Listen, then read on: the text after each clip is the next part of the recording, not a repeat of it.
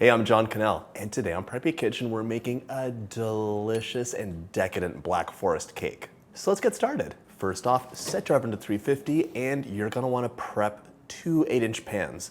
I lined mine and gave them a quick spray. Now, into a large bowl, we're gonna combine the dry ingredients, starting with 2 1/4 cups or 270 grams of all-purpose flour. Using a scale will give you the perfect amount of flour so your cake is melt in your mouth and delicate, not bready and dense. To sweeten and soften the batter, 2 cups or 400 grams of granulated sugar. Perfect. To puff things up, 1½ teaspoons of baking powder and 1 teaspoon of baking soda. This needs an acid to react to, so we have some sour cream later on in the recipe. 1 teaspoon. For some balance, a ½ teaspoon of salt will do. Grab a whisk. Our scale is done for now, and we're gonna give this a nice whisk to combine. By the way, if you like my recipes, hit that subscribe button. There's 2 new delicious recipes every week. Ooh, this Black Forest cake is something I'm very excited for. It's really, really lovely. Nice and mixed up, we're gonna set that aside. We need some hot boiling water, so grab your kettle and pop it on high. Nice and fast. Now, in another large bowl, we're gonna add 50 grams or ½ cup of Dutch processed cocoa powder. Normally I would sift this out because cocoa powder is prone to clumps, but because we're adding water to it, it doesn't matter.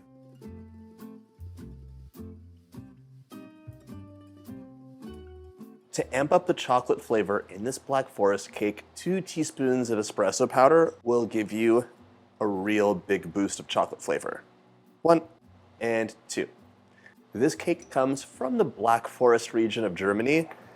We're doing a variation of it. There's lots of different types, including ones where you have really, really thin layers of chocolate cake with lots of whipped cream and these cherries soaked in a Kirsch syrup.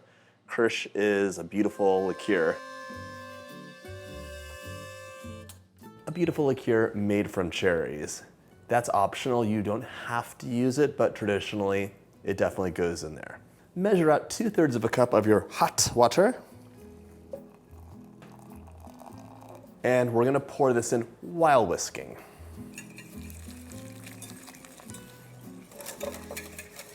Whisk this up until it's fully dissolved. Okay.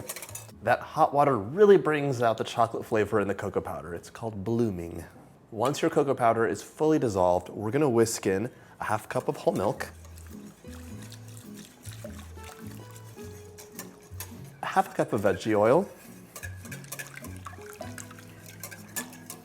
and a ½ cup or 120 grams of sour cream.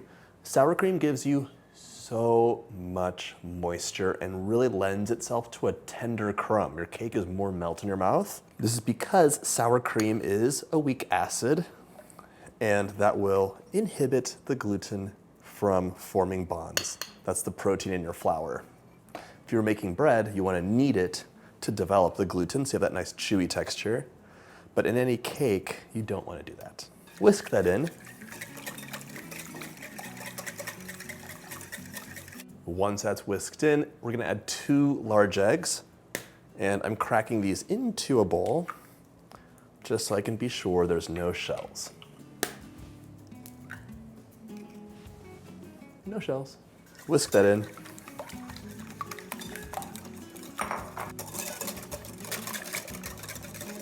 And finally, 1 tablespoon of vanilla for a lovely depth of flavor. Mix, mix, mix, mix, mix. And that's all done. Now it's time to pour our cocoa mixture into the flour. All of it, please. It's not waste. It's not the exact amount if you're leaving half of it in the bowl. It's not nice to pour that down the drain either, especially if you have a septic system. Now we're gonna give this a whisk just until it's mixed. So we're waiting for the flour to disappear, basically. And I want no lumps, or very few.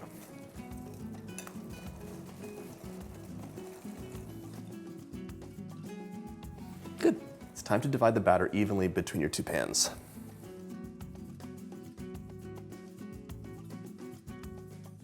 Traditionally, a Black Forest cake will have thin layers of chocolate cake, not two giant ones.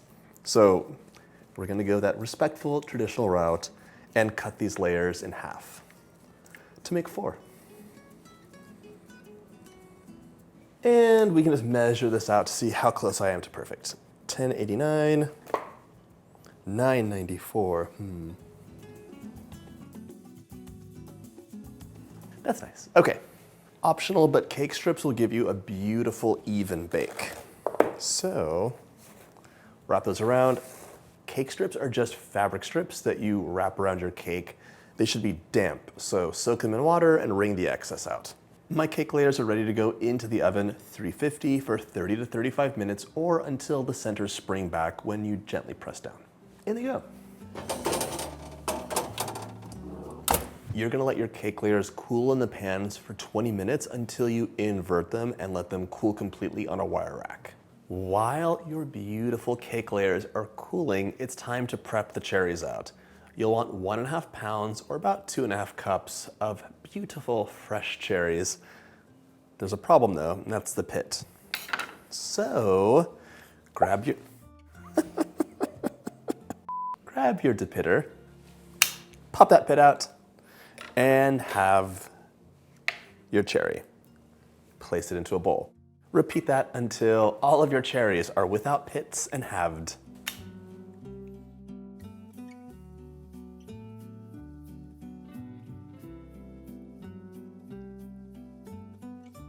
These cherries taste beautiful, but we're gonna amp the flavor up with a 1/4 cup of sugar, it's 50 grams, 1/3 cup of Kirsch or cherry juice, and by the way, you could use other liqueurs that you love. This is like a boozy kick, and it is the traditional flavor that's in Black Forest cake, but you could use cherry juice instead if you just want a little extra hint of sweetness. Give it a mix. It smells so good. And this is gonna sit for 30 minutes to an hour, just stirring occasionally to keep things moving. Set the cherries aside to macerate. Our cake layers are cooling, and towards the end of our cooling and macerating time, we can whip up our frosting. It's super easy. My cake layers are cooled, my cherries have macerated, so we're ready to make our frosting and assemble the cake. The cherries have released a lot of delicious sweetened liquid mixed with Kirsch.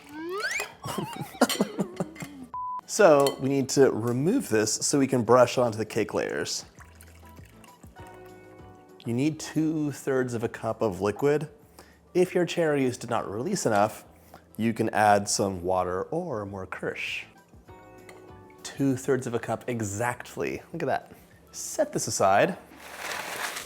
You can use a regular knife. This is a special cake layer separator, which I bought, so I'm excited to use it.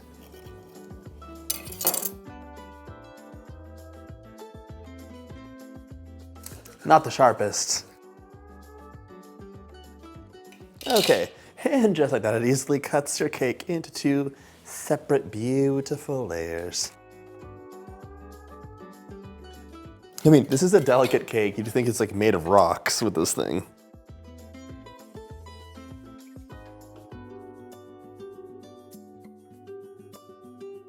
These 2 perfectly flat layers we're reserving for the bottom of the cake and the very top of the cake. Those guys are the middle, and they are not exactly even. I blame this. Never will I use you again. Into the bowl of my mixture, I'm adding 4 cups of cold heavy cream. A Black Forest cake has a beautiful light whipped cream frosting filled with all the cherries. It's a cake that you make and enjoy, not one that you store and have a little bit over the course of a week because the whipped cream just won't last that long. 1/2 cup of powdered sugar, that's 60 grams. Mix this on medium for 1 minute, and then we'll increase the speed. You can choose either vanilla or Kirsch to flavor this. If you're using Kirsch, it's about 2 tablespoons. If you're using vanilla, it's 2 teaspoons. They're both gonna be delicious. Let's increase to medium-high About 2 minutes, and we'll see beautiful soft peaks forming. Then we can add the flavor in.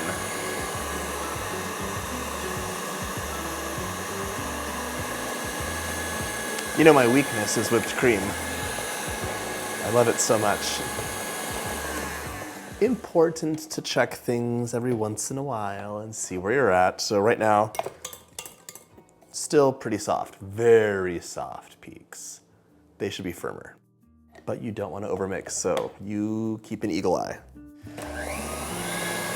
This is thick enough that I can add my flavoring in, and I am using vanilla today. 2 teaspoons. If it was Kirsch, 2 tablespoons.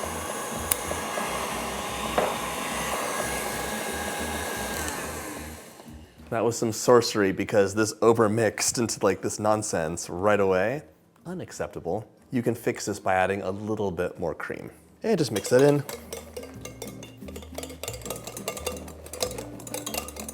Oh, perfect. Look at this. That's really nice and smooth. Grab your favorite cake plate, cut side up. We want that nice flat layer. This was the bottom of the cake. We're gonna brush about 3 tablespoons or so of our macerated cherry juice on top. You can also spoon it over. Smells amazing, by the way. About 3/4 of a cup of our whipped cream. Smooth that out into an even layer. I can already taste how delicious this is, I can tell. Okay, now we're gonna add about 1/3 of the cherries, and if you wanna be persnickety, you can do them all cut side down, or you can just sprinkle them over. You just wanna have good coverage. The cherries are doing 2 things, adding deliciousness and structural integrity. The whipped cream will wanna get squished out, but the cherries are there to like say, hey, that's not gonna happen on my watch.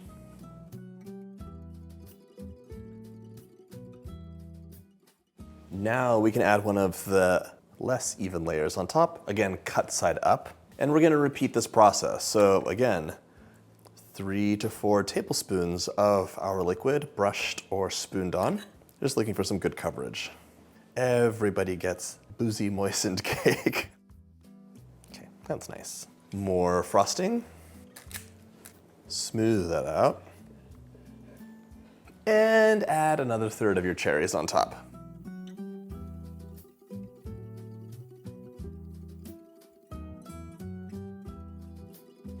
Our next layer goes on. More of our Kirsch mixture.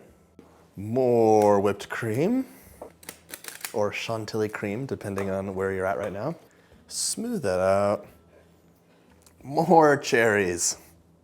The cherry placement is the most annoying thing in this otherwise easy assembly.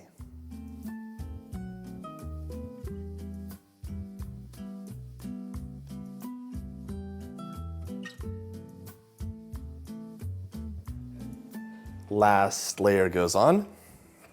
And honestly, this looks beautiful as is. You could just pile whipped cream on top with more cherries and call it a day. It's a beautiful naked cake. You can make this cake a day in advance. All the liquid from the cream will kind of go into the cake layers and it'll stabilize and taste delicious. It should be in a cloche, so if you don't have one, loosely cover it with plastic, and you might want to put the final decoration on just before serving. The remaining frosting goes onto our cake. And here, I want you to give yourself some grace. This does not have to be perfect. You are not a bakery. It's gonna be delicious any way you cut it. Whipped cream is not the easiest thing to get a perfect edge with, so just don't start being fretful. Coax it down the side. We're also gonna be coating the bottom half with some shaved chocolate, so you're not even gonna really see it.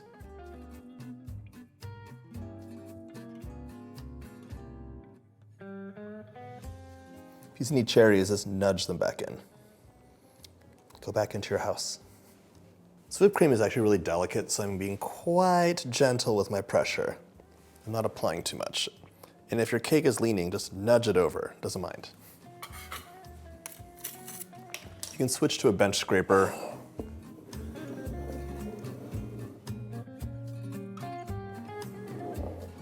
If there's a gap, just fill it in.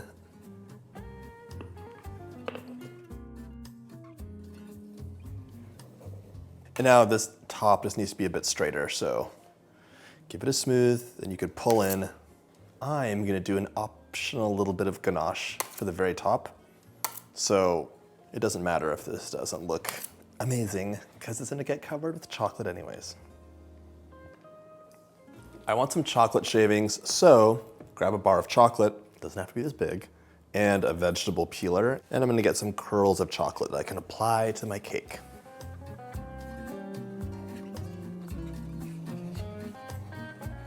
Now, gently apply chocolate to the bottom third of your cake. Just like that. I want the chocolate to stick, but I don't want to crush it all.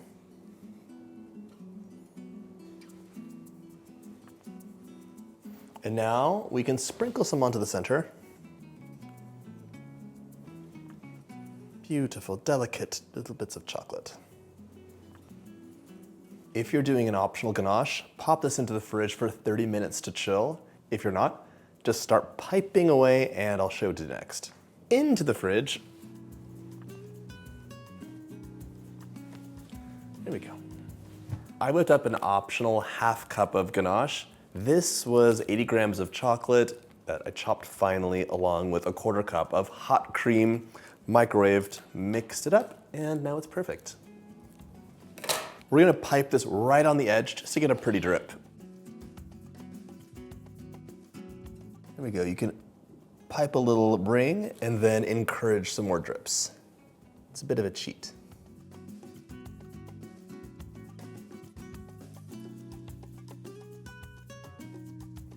Pipe that ring, and then just add some more chocolate. That looks lovely. I have my remaining whipped cream. I'm just giving it a little bit of a mix just to make sure nothing crazy happened. I'm transferring my remaining reserved 1 cup of whipped cream into a large piping bag fitted with a closed star tip. Now we're just gonna pipe our dollops, give them a little squiggle.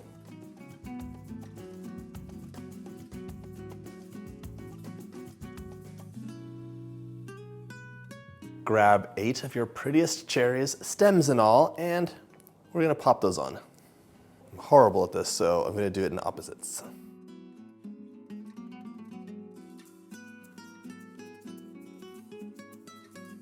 And just like that, our Black Forest cake is complete. Give it a slice, and it's ready to enjoy.